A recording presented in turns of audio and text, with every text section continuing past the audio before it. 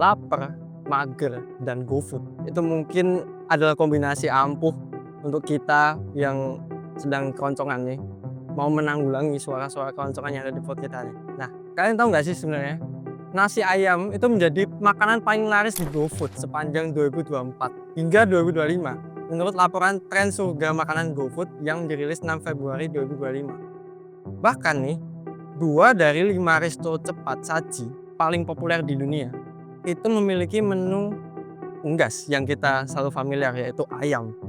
Nah, kali ini kita nggak membahas unggas yang sering kita makan. Kita akan membahas salah satu unggas yang kita nggak pernah terpikirkan pernah dikonsumsi, bahkan pernah diternakkan. Nah, kali ini kita akan ngomongin tentang kisah dari masa prasejarah Nusantara tentang semi domestikasi kasuari oleh masyarakat Papua kuno.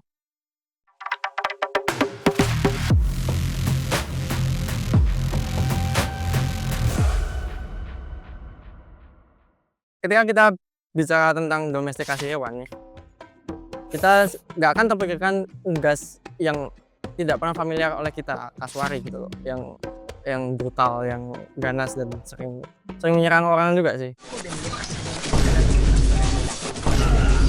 Nah, pikiran kita mungkin langsung tertuju pada anjing, kucing, atau unggas yang sering kita makan ya ayam gitu. Namun, tahukah kalian kalau ribuan tahun lalu masyarakat Papua itu telah mengembangkan suatu cara mendomestikasi atau hubungan unik lah ya dengan salah satu burung terbesar yang paling berbahaya di dunia, yaitu kasuari. Nah, mari kita telusuri kisah luar biasa ini. Sebelum kita bahas nih tentang semi domestikasinya, mari kita kenali dulu nih tentang burung yang luar biasa keren nih, yaitu kasuari. Kasuari ini burung besar yang tidak bisa terbang, ya, unggas darat lah, anggota keluarga dari Retidae seperti emu dan burung unta. 3 spesies kasuari hidup di Papua dan Australia Utara, dengan kasuari gelambir ganda atau Casuarius casuarius sebagai yang paling umum di Papua, ya namanya Casuarius casuarius nama spesiesnya. Lalu kasuari dewasa bisa mencapai tinggi 1,5 sampai 1,8 meter, ya setinggi aku lah, dan beratnya 45 sampai 60 kilo, ya mirip-mirip kayak manusia dewasa pada umumnya. Mereka memiliki kaki kuat dengan cakar tengah yang tajam sepanjang 12 cm yang bisa melukai predator dengan fatal. Fakta ini membuat kasuari dijuluki burung paling berbahaya di dunia karena cakarnya 12 cm. If you were kicked by a horse, there's a chance you might survive. But a kick from a cassowary might be brutal. A single kick from a cassowary can easily damage your internal organs and cause your bones to break. Along with that, their claws are long enough to easily pierce through your skin. And even killing you won't be a difficult task for them. Nah, ini membuat upaya ya untuk mendomestikasinya tuh semakin kayak absurd dan aneh. Gak akan terpikirkan sama orang mau mendomestikasi burung paling berbahaya di dunia. Itu kayaknya nekat sih bagi masyarakat Papua nih. Tapi kasuari itu bukan hanya sekedar burung, tapi burung ini memiliki nilai budaya, ekonomi, dan nilai religius yang tinggi. Bulu-bulu hitam kasuari itu digunain buat hiasan kepala, cakarnya untuk alat perhiasan, lalu dagingnya sebagai sumber protein, dan bahkan memiliki posisi penting dalam mitologi dan ritual spiritual. Gimana sih kita tahu kasuari pernah mengalami ya domestikasi itu? Kan aneh gitu, kayak kok burung yang paling berbahaya di dunia bisa atau memiliki sejarah tentang domestikasi ini gitu. Nah, bukti arkeologis itu memberikan petunjuk penting. Penggalian di gua-gua hunian prasejarah di dataran di Papua seperti di wilayah Lembah Baliem dan pegunungan Jayawijaya menemukan sisa-sisa tulang kasuari yang bersamaan dengan artefak-artefak manusia yang ditemukan pada satu konteks yang sama, berusia antara 20.000 hingga 9.000 tahun lalu. Yang menarik nih, analisis atas tulang-tulang ini menunjukkan pola kematian yang tidak alamiah. Banyak kasuari muda yang mati pada usia yang relatif sama. Pola ini mengindikasikan intervensi manusia, gitu. Mirip dengan pola yang ditemukan pada hewan-hewan domestikasi lainnya. Temuan lain yang signifikan adalah ada cangkang telurnya kasuari yang sengaja dilubangi di bagian ujungnya. teknik yang digunakan untuk menentaskan telur pada pengawasan manusia.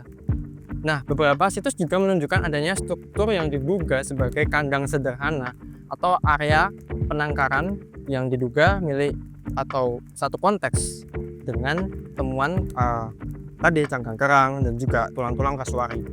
Nah, ini mengindikasikan bahwa ya pada masa lampau sekitar 20.000 sampai 9.000 tahun, men, gila. Tahun-tahun itu udah ada yang kepikiran gitu loh. Kayak mau makan apa cuy? Kalau kita kan kayak GoFood nasi ayam gitu. Kalau zaman sekarang lah ya, KFC itu C-nya chicken coy. Dulu C-nya kasuari ya nih. Gila. Kasuari. Gak pernah kepikiran kayak, yuk mau makan apa yuk? Kan berburu kan biasanya kayak ya udahlah, maksudnya yang gampang-gampang aja lah kayak sapi, kambing, ayam gitu gampang. Mungkin ada yang nyelutuk gitu. Gimana kalau kita berburu kasuari terus kita ternak? Anjing, keren banget coy.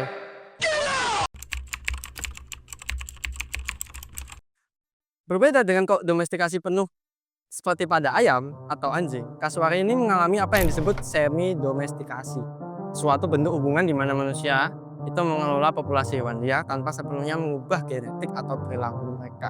Jadi ya bisa dibilang ya tetap ada dalam lingkup domestikasi lah ya. Cuman perbedaannya adalah tidak mengubah genetik atau perilaku mereka. Gitu. Berdasarkan studi etnografis dan bukti arkeologis, praktik semi domestikasi kasuari di Papua kuno melibatkan beberapa tahap. Ini kayak tutorial ya, se-fluid tutorial kalau kalian mungkin mau nyoba. Nah, kalian mau nyoba ternak kasuari. Coba pertama nih, stepnya pertama nih, pengumpulan telur kasuari dari sarang liar di hutan. Nah, jadi kalian ambil telur kasuari dari hutan, terus habis itu ditetaskan di bawah pengawasan manusia ya, inkubasi lah, kayak kalian kasih kandang, kayak kalian kasih lampu misalnya. Kalau kalian mau nyoba aja sih, kalau aku sih enggak ya. Kasuari yang baru menetas akan dibesarkan oleh keluarga hingga mencapai usia muda atau dewasa. Kalian sama keluarga kalian lah misalnya.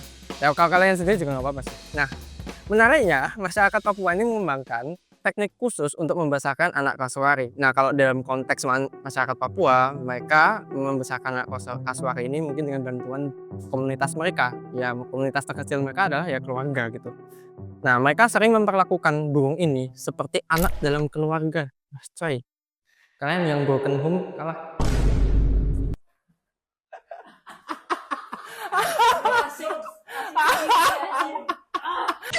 Oke.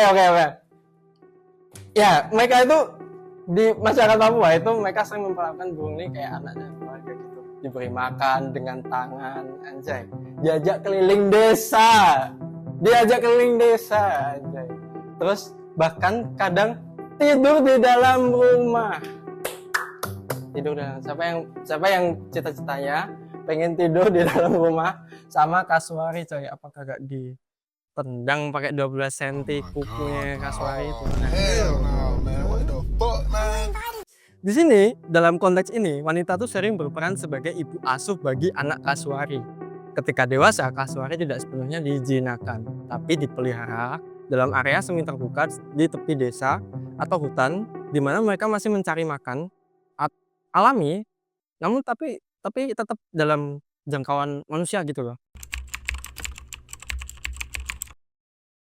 Lalu kenapa sih si kasuari ini bisa diperlakukan selayaknya anak ya? Dibesarkan seperti anak sendiri, seperti kedelai Malika yang hitam, seperti anak sendiri ya gitu. Kenapa sih masyarakat Papua ini susah payah menangkarkan burung sebrutal ini, seberbahaya ini, yang ya kalian udah tahu sendiri tadi secara anatomis ini gimana mereka punya kuku kayak kukunya Bima gitu 12 cm. Ada beberapa alasan penting nih. Pertama nih, nilai ekonomi dan subsistensi.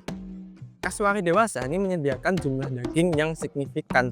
Satu burung itu bisa memberi makan sebuah keluarga besar atau bahkan seluruh kelompok kecil gitu. Bayangin hajatan, opornya opor kasuari, keren. Itu mungkin konteksnya kalau di masa sekarang ya. Nah, di lingkungan di mana sumber protein besar lainnya terbatas, kasuari itu menjadi sumber daging yang berharga. Yang kedua, Bulu, cakar, dan tulang kasuari memiliki nilai sosial tinggi. Bulu hitam mengkilapnya digunakan untuk hiasan kepala. Dalam ritual penting, itu menandakan status sosial. Lalu cakar dan tulangnya dibuat menjadi alat dan perhiasan. Bahkan cangkang telurnya digunakan sebagai wadah air. Karena ya cangkangnya tebal ya guys. Gitu. Yang ketiga, aspek ritual dan spiritual. Banyak masyarakat Papua itu masih memiliki hubungan mitologis dengan leluhur. Dan dianggap kasuari itu memiliki hubungan itu dan masih memiliki kekuatan spiritual yang cukup kental. Memiliki hubungan dengan kasuari itu meningkatkan prestis atau kekuatan spiritual seseorang. Yang tidak kalah penting, praktik semi domestikasi ini juga menciptakan manajemen populasi yang berkelanjutan dengan membesarkan sebagian kasuari dalam lingkungan terkontrol. Masyarakat Papua bisa menjaga populasi burung ini tetap stabil meskipun mereka terus memanfaatkannya. Nah, selanjutnya itu tentang keberlanjutan tradisi yang ternyata hingga era modern. Nah, hingga pertengahan abad ke-20, tradisi membesarkan kasuari seperti anak sendiri. Nah, itu bahkan di beberapa komunitas terpencil hingga kini itu masih ada. Jadi catatannya gitu sekitar pertengahan abad ke-20 gitu. Masyarakat di dataran tinggi Papua masih memelihara anak kasuari. Para antropolog yang bekerja di wilayah ini mencatat bahwa anak-anak kasuari sering dipelihara seperti hewan peliharaan, diberi nama, dan menjadi bagian dari kehidupan keluarga. Jadi jangan kaget kalian kalau bertamu di dataran tinggi Papua gitu, terus habis itu santai aja seperti rumah sendiri, terus yang keluar kasuari. Jangan kaget ya. Tidak seperti di tempat-tempat lain yang keluar kucing atau anjing. Saat ini, praktik ini mulai berkurang karena perubahan gaya hidup, urbanisasi, dan status konservasi kasuari yang makin terancam. Praktik semi domestikasi kasuari ini menawarkan wawasan berharga tentang hubungan alternatif antara manusia dan hewan yang berbeda dari model domestikasi penuh nih, yang kita kenal dari Eurasia. Ini menunjukkan adaptasi yang cukup sophisticated ya, cukup cerdas gitu terhadap lingkungan lokal dan pemahaman mendalam tentang ekologi hewan gitu. Nah, mungkin kisah semi domestikasi kasuari dan bukti-bukti arkeologisnya di Papua itu mengingatkan kita bahwa nenek moyang kita, nenek moyang Nusantara telah mengembangkan pengetahuan canggih. Nenek moyang masyarakat Papua sudah mengetahui tentang pentingnya beradaptasi dengan lingkungan sekitar dan menjalin hubungan kompleks dengan alam jauh sebelum kedatangan pengaruh luar. Ini juga menunjukkan keanekaragaman jalan yang ditempuh berbagai budaya dalam berinteraksi dengan dunia alam atau lingkungan alam mereka tinggal. Sementara masyarakat di belahan dunia lain menjinakkan sepenuhnya hewan seperti anjing dan sapi. Namun berbeda dengan masyarakat Papua, mengembangkan pendekatan yang lebih halus, namun sama efektifnya dengan hewan berupa kasuari, bahkan dengan hewan yang sangat berbahaya sekalipun. Tradisi ini luar biasa dan menjadi bagian dari warisan budaya negara Indonesia yang layak diapresiasi dan dipelajari lebih dalam, sehingga kita dapat memaknai dengan lebih tentang konservasi alam, pentingnya menjaga lingkungan alam, pentingnya kita menjalin hubungan yang cukup spesial dan cukup tidak merusak lingkungan gitu. Jadi mungkin begitu guys kesimpulannya. Jadi mungkin kalian kalau GoFood nasi ayam mungkin kalau pengen video ini gitu, jangan lupa like, comment, share, subscribe tentang pandangan kalian si kasuari, tinggalan kasuari ini, dan bagikan ke teman-teman kalian yang masih mungkin ada penasaran atau kayak kalian mau sharing iseng. Nah, sampai jumpa di video artefaktual berikutnya.